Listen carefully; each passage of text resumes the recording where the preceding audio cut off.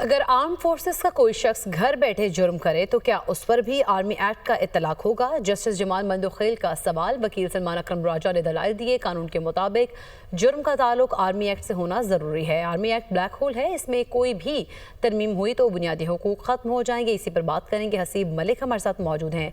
हसीब मलिक, समात का हवाल बताइएगा, मजीद क्या दलाइल दिए गए?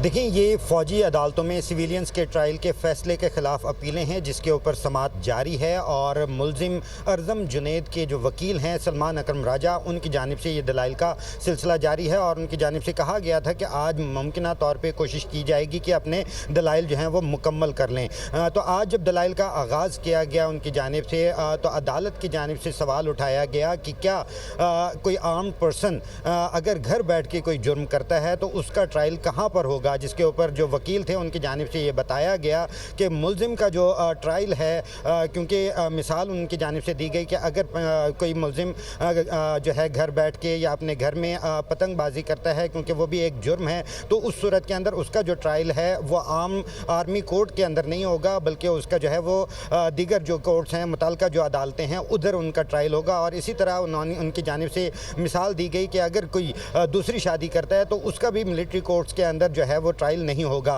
जस्टिस नईम अख्तर अखवान की जानिब से सवाल उठाया गया और ये मुकालमा हुआ। उनकी जानिब से ये कहा गया कि इसको सीरियस ना लीजिएगा। जब आपका एक जो ताल्लुक़ है वो एक सियासी पॉलिटिकल पार्टी के साथ है, जब आप इक़्तिदार में थे उस वक्त भी जो है आर्मी एक्ट में तरमीम की गई थी और उसे बड़े जोशो खरोश के साथ जो है एक्सेप्ट किया गया था, मंजूर किया गया था। जिसके ऊपर जो बैरिस्टर सलमान अकरम राजा थे उनकी जानिब से ये कहा गया कि मेरा जो ट्रैक रिकॉर्ड है, मैं उस वक्त भी एक तो पार्टी में नहीं था, दूसरा ये कि अपोजिशन के अंदर मैं हमेशा रहा हूँ। सलमान अकरम। आसिफ मलिक, आप हमें आगाह कर रहे थे।